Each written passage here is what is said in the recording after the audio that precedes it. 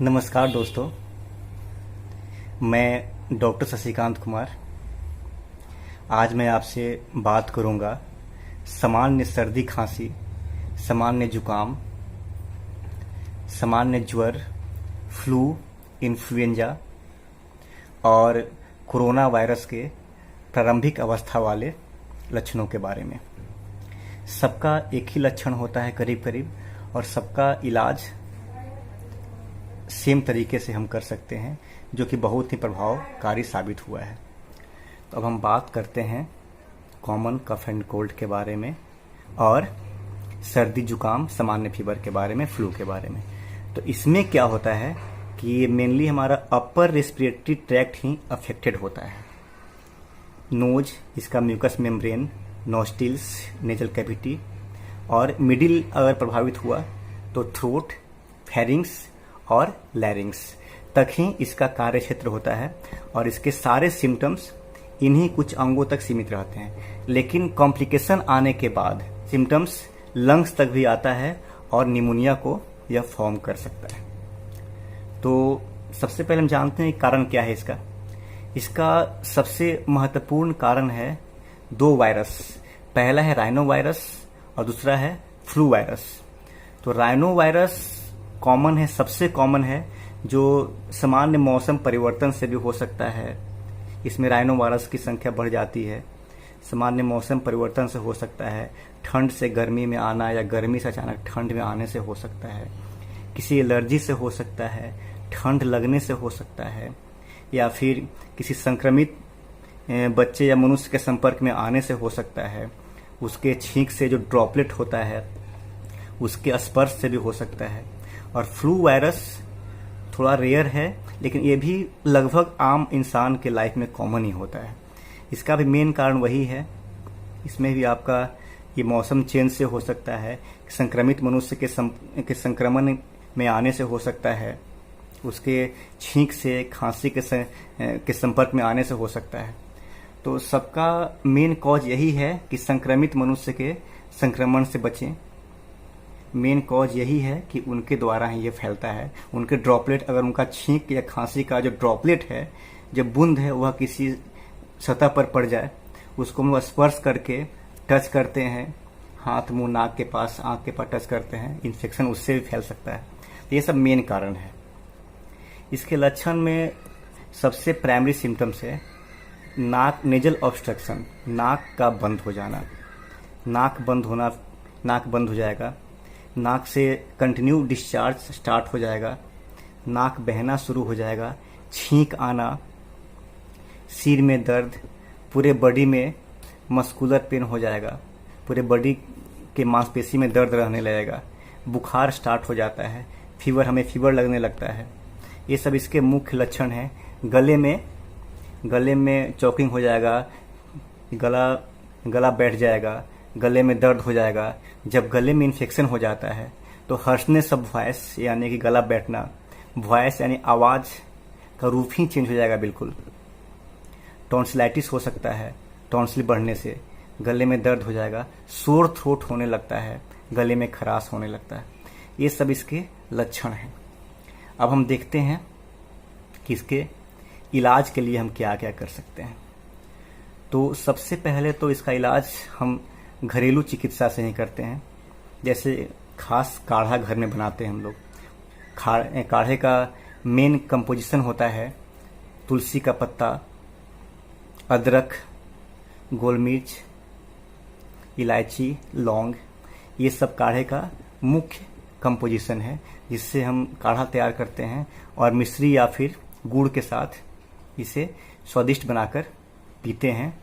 कई बार पी सकते हैं, 2 बार, 4 बार, 5 बार पी सकते हैं। लेकिन आज हम बात करेंगे स्पेसिफिक होम्योपैथिक मेडिसिन के बारे में, जो कि ऐसा मेडिसिन हर एक घर में प्राथमिक चिकित्सा के रूप में होना चाहिए, ताकि घर के लोग कभी बीमार पड़ें, आप चिकित्सा का रोल घर के लिए अदा कर सकें और आप घर में ही अपने बच्चे को या अपने किसी भी फैमिली मेंबर को आराम से ठीक कर सकें, उनका फीवर ठीक कर सकें, सर्दी खांसी बुखार ठीक कर सकें, खांसी ठीक कर सकें। तो इसके लिए आपको मेन रूप से 4 मेडिसिन घर में लाना है।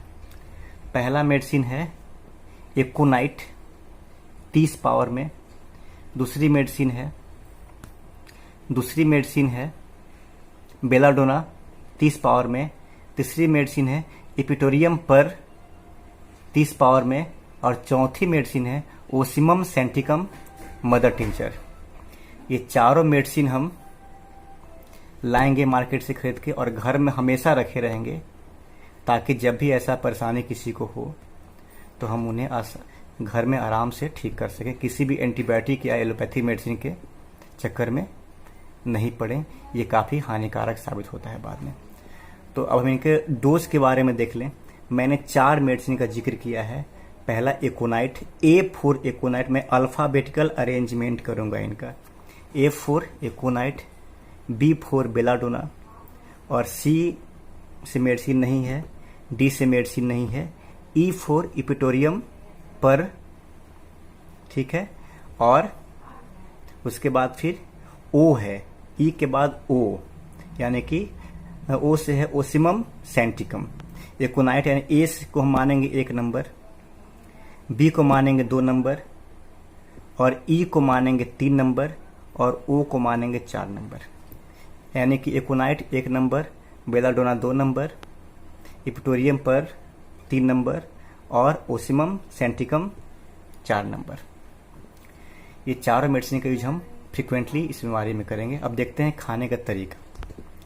खाने के तरीके में हम क्या करते हैं कि जैसे हम सारे फर्स्ट सेकंड थर्ड 3 मेडिसिन को, एकोनाइट को हम लेते हैं 3-3 बूंद की मात्रा में 1 चम्मच पानी के साथ। बेलाडोना को भी हम 3 बूंद की मात्रा में 1 चम्मच पानी के साथ लेते हैं, और इपिटोरियम को भी हम 3 बूंद की मात्रा में 1 चम्मच पानी के साथ लेते हैं, और ओसिमम सेंटिकम को हम 10 बूंद की मात्रा में 1/4 कप, यानी हाफ से भी हाफ कप सुमसुम पानी में डाल के 10 बूंद की मात्रा लेते हैं। अब देखते हैं कितना बार कैसे रिपीट करना है। आप मान लीजिए कि आपने मेडिसिन खाना स्टार्ट किया है 7 बजे मॉर्निंग से, तो आप 7 बजे 1 नंबर की दवा यानी कि एकोनाइट 30 पावर में खाएंगे 3 बूंद 1 चम्मच पानी के साथ। फिर आप 8 बजे, 1 घंटे के बाद 8 बजे बेलाडोना खाएंगे 30 पावर में 3 बूंद 1 चम्मच पानी के साथ। आप फिर 9 बजे खाएंगे इपिटोरियम पर 30 पावर में 3 बूंद 1 चम्मच पानी के साथ। उसके बाद आप 10 बजे खाएंगे, फिर 7, 8, 9 हो गया। फिर आप 10 बजे खाएंगे ओसिमम सेंटिकम 10 बूंद की मात्रा 1/4 कप सुसुम पानी में डाल के उसे पिएंगे, ठीक है ना। उसके बाद फिर 11 बजे 1 नंबर की दवा एकोनाइट खाना है, 12 बजे बेलाडोना खाना है, उसके बाद फिर 1 बजे फिर खाना है, 1 बजे फिर खाना है इपिटोरियम पर, 2 बजे फिर खाना है ओसिमम सेंटिकम, फिर 3 बजे एकोनाइट, फिर 4 बजे बेलाडोना, फिर 5 बजे इपिटोरियम पर, और 6 बजे ओसिमम सेंटिकम। ऐसे ही ये क्रम चलता रहेगा सोने के पहले तक। सोने के बाद फिर जगकर दवा नहीं खाना है। ये क्रम फिर अगले दिन यही सेम सिस्टम, फिर उसके अगले दिन, ये 3 दिन तक कंटिन्यू रिपीट करना है।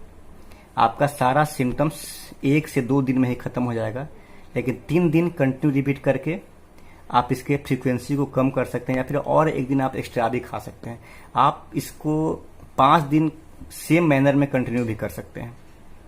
सेम सिम्टम्स कोरोना वायरस के पेशेंट को भी देखा गया है।